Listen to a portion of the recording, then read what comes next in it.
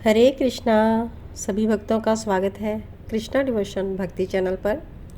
हम सभी विशाख मास में भगवान विष्णु की आराधना कर रहे हैं और विशाख मास का महत्व क्या है ये जान रहे हैं, और इसके साथ साथ हम जानने का प्रयत्न करेंगे आज के वीडियो में कि भगवत भक्ति के लक्षण क्या हैं और विशाख स्नान की महिमा भी हम कहेंगे। तो संपूर्ण वीडियो ज़रूर देखें और श्रवण करें और आगे भी अपने मित्रों सगे संबंधियों के साथ शेयर करें ताकि सभी इस भक्ति वीडियो से लाभ उठा सकें। सभी भक्तों से मैं एक बात और कहना चाहूँगी जो कि बहुत ही ज़रूरी है सभी के लिए। अगर कोई भी वीडियो आपसे मिस हो जाता है तो आप चिंता ना करें, यह है कृष्णा डिवोशन चैनल पर सभी वीडियोस सेव्ड हैं। आप भक्ति चैनल कृष्णा डिवोशन पर जाएं तो प्लेलिस्ट में आप देखेंगे आपको हर कैटेगरी का वीडियो मिल जाएगा। अगर आप लड्डू गोपाल का वीडियो देखना चाहते हैं तो लड्डू गोपाल का हेडिंग है, और अगर आप तुलसी महारानी का वीडियो देखना चाहते हैं तो वो उस हेडिंग के अंडर होगा। और अगर आप विशाख मास का जो भी वीडियो मैंने शेयर किए हैं तो वो आप वहाँ पर देख सकते हैं। तो आप प्लीज़ पिछले वीडियो भी ज़रूर श्रवण करते रहें जो भी आपका वीडियो मिस हुआ होगा। चलते हैं आज के वीडियो की तरफ। आज के वीडियो में हम नारद जी और राजा अम्बरीश जी का संवाद श्रवण करेंगे। राजा अम्बरीश जी प्रश्न कर रहे हैं कि मनुष्य को कब, कहाँ और कैसी और किस प्रकार की भक्ति करनी चाहिए। तो अम्बरीश जी के वचन सुनकर नारद जी क्या उत्तर देते हैं, आइए श्रवण करें। नारद जी कहते हैं कि भगवान की भक्ति समस्त पापों का नाश करने वाली है। उस भक्ति का भली भांति वर्णन नारद जी कहते हैं कि भक्ति अनेक प्रकार की बताई गई है, मानसी, वाचकी, कायकी, लोक की, वेद की तथा आध्यात्मिक की। तो ध्यान, धारणा, बुद्धि या वेदार्थ के चिंतन द्वारा जो विष्णु जी को प्रसन्न करने वाली भक्ति की जाती है उसे मानसी भक्ति कहते हैं। दिन रात अविश्रांत भाव से वेद मंत्रों के उच्चारण, जप या आरण्य आदि के पाठ द्वारा जो भगवान की प्रसन्नता का संपादन किया जाता है उसे वाचकी भक्ति कहते हैं। व्रत, उपवास, नियमों के पालन, 5 इंद्रियों के संयम द्वारा की जाने वाली आराधना जो शरीर से की जाए उसे काय की भक्ति कही गई है।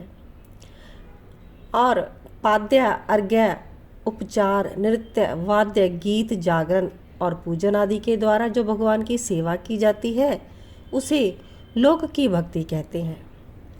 ऋग्वेद, यजुर्वेद, सामवेद के जप, संहिताओं के अध्ययन, भविष्य की आहुति, यज्ञ आदि के द्वारा की जाने वाली उपासना वेद की भक्ति कहलाती है।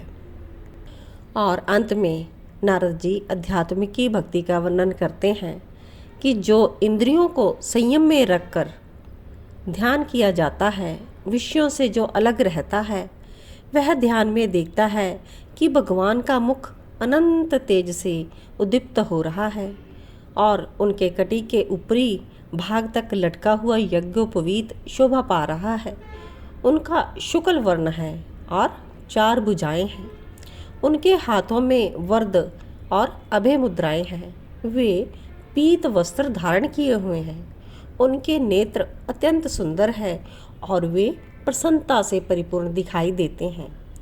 अब इस प्रकार योग युक्त पुरुष अपने हृदय में परमेश्वर का जब ध्यान करता है तो जैसे प्रज्वलित अग्नि काष्ठ को भस्म कर डालती है, तो उसी प्रकार यह आध्यात्मिक भक्ति मनुष्य के पापों को तत्काल नष्ट कर देती है। भगवान विष्णु की भक्ति साक्षात सुधा का रस है, संपूर्ण रसों का एकमात्र सार है।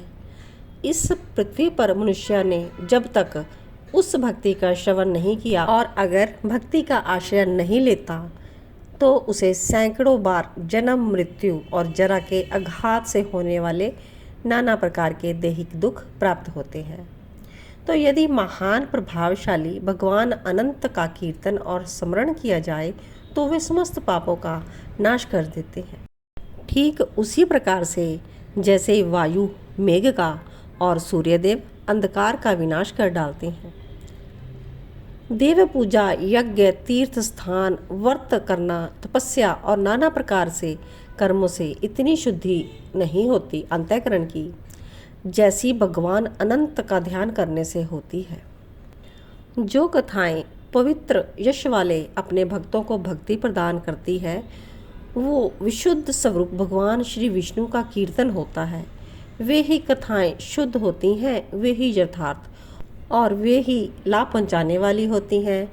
वे ही हरि भक्तों को कहने सुनने के योग्य होती हैं।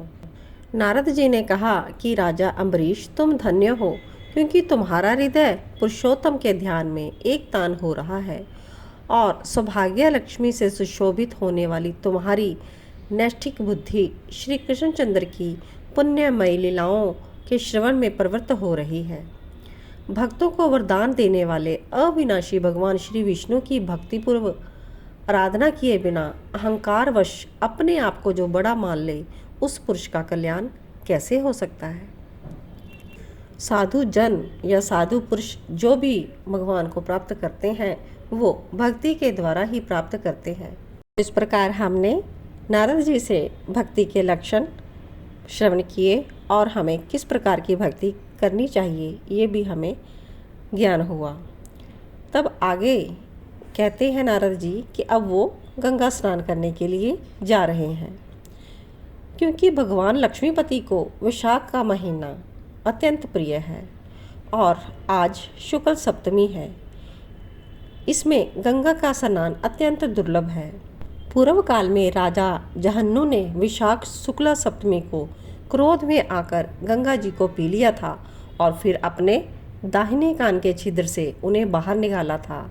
इसलिए जहन्नु की कन्या होने के कारण गंगा जी को जानवी भी कहा जाता है। वैशाख की शुक्ल सप्तमी को विधि पूर्वक गंगा में देवताओं और पितरों का जो भी तर्पण करता है, गंगा देवी कृपा दृष्टि से देखती है और स्नान के पश्चात सब पापों से वह मुक्त हो जाता है। वैशाख के समान कोई मास नहीं है और गंगा के समान दूसरी कोई नदी नहीं है। इन दोनों का संयोग दुर्लभ है। भगवान की भक्ति से ही ऐसा संयोग प्राप्त होता है। गंगा जी का जो प्रादुर्भाव हुआ वो भगवान श्री विष्णु जी के चरणों से हुआ है और ब्रह्मलोक से आकर भगवान शंकर के जटाजूट में निवास करती हैं। गंगा जी समस्त दुखों का नाश करने वाली हैं। वे अपने 3 स्रोतों से निरंतर प्रवाहित होकर तीनों लोगों को पवित्र करती रहती हैं। जो लोग दूर रहकर भी तीनों समय गंगा गंगा गंगा इस प्रकार उच्चारण करते रहते हैं, उनके भी 3 जन्मों का पाप गंगा जी नष्ट कर देती हैं। वैशाख शुक्ल सप्तमी को गंगा जी का दर्शन विशेष लाभकारी है। वैशाख का मास माधव जी का मास होता है, इसलिए माधव मास में ही आपको दान, जप, हवन और स्नान आदि शुभ कर्म करने चाहिए और पुण्य अक्षय प्राप्त करने चाहिए। अक्षय यानी कि जिनका कभी भी क्षय नहीं होता। नारद जी कहते हैं कि वैशाख की महिमा कलयुग में गुप्त नहीं रह पाएगी।